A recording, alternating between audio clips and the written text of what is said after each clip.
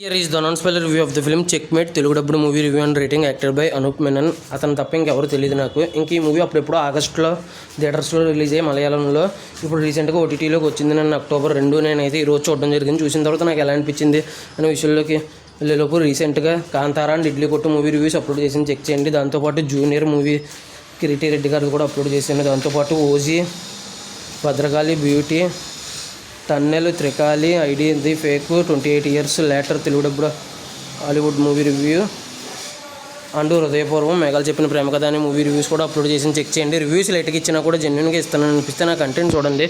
నా కంటెంట్ నచ్చితే లైక్ చేయండి, షేర్ చేయండి, సబ్స్క్రైబ్ చేసి పక్కనే ఉన్న గంట సింబల్ క్లిక్ చేసి సపోర్ట్ చేయగలరు. కొద్దిగా డిస్టర్బెన్స్గా ఉంటుంది. నా ఇంటికి పక్కన ఏదో పని జరుగుతుంది, అందువల్ల డిస్టర్బెన్స్గా ఉంటుంది. ఈ ఒక్క వీడియోకి అడ్జస్ట్ అయిపోండి. ఇంకా ఈ మూవీ స్టోరీ ప్లాట్ విషయానికి కనుక plus points minus points rating కూడా ఇస్తాను. రేటింగ్ మాత్రం అసలు మిస్ అవ్వకండి. ఇంకా ప్లస్ పాయింట్స్ ఇంకా స్టోరీ ప్లాట్ విషయానికి కనుక వస్తే, హీరో వచ్చేసి ఒక కంపెనీకి సీఈఓ డ్రగ్స్ ట్రయల్స్ చేస్తూ ఉంటాడు.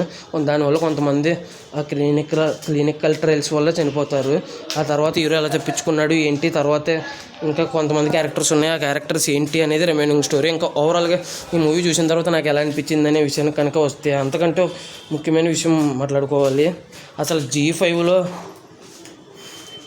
స్ట్రీమింగ్ అనేది ఫ్రీగా ఇచ్చారు ఈ మూవీ చూడడానికి. అదేంటిది అనుకున్నాను నేను. ఇంక సినిమా చూసిన తర్వాత ఫ్రీగా ఇవ్వడం కూడా బాగా అనిపించింది నాకు. అంత దారుణంగా ఉంది. ఎందుకనేది plus points minus points rating పరంగా చెప్తాను. రేటింగ్ మాత్రం అసలు మిస్ అవ్వకండి. ఎందుకు మిస్ అవ్వద్దని అనేది మీకే అర్థమవుతుంది. చివరి వరకు చూస్తే త్వరగా ముగించేస్తాను. ఇంకా ప్లస్ పాయింట్స్ వచ్చేసి హీరో యాక్టింగ్ అండ్ సినిమాటోగ్రఫీ అన్నీ బాగున్నాయి. ఇంకా మనకి ఏంటంటే music director, cinema director, cinema writer, cinema producer, cinematography, screen play అన్నీ డైరెక్టర్ గారే రాజేష్ అనేవారు. ఒక్క హీరో హీరోయిన్ తప్ప, మిగతా క్యారెక్టర్స్ తప్ప అన్నట్టుగా.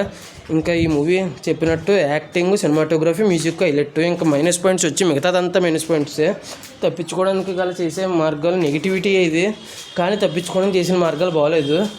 విలన్ అంత తోపు కింద చూపించి హీరోయిన్ చాలా సింపుల్గా మోసం చేసేసి ట్విస్టులు ఏవో ట్విస్టులు అనుకుని పెట్టడం, అందులో ఒక 2 ట్విస్టులు వర్కౌట్ అవ్వడం, మిగతా అన్నీ అస్సాంకి వెళ్ళిపోవడం అన్నట్టుగా ఉంది. ఫ్రీగా ఇచ్చినప్పుడు అర్థం చేసుకోవాలి సినిమా దారుణం అని.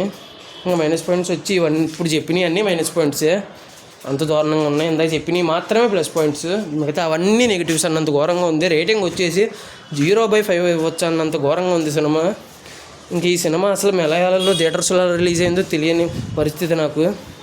ఇంకా అంత ఘోరాతి ఘోరమైన సినిమా అంతేనండి. ఇంకా ఈ మూవీ పొరపాటును కూడా ట్రై చేయొద్దని చెప్తాను. ఇది నాకైతే అలా అనిపించింది. అంతేనండి. మిగతా వాళ్ళకి నచ్చచ్చేమో. Thanks for watching. జై Hind. Signing off. Bye bye.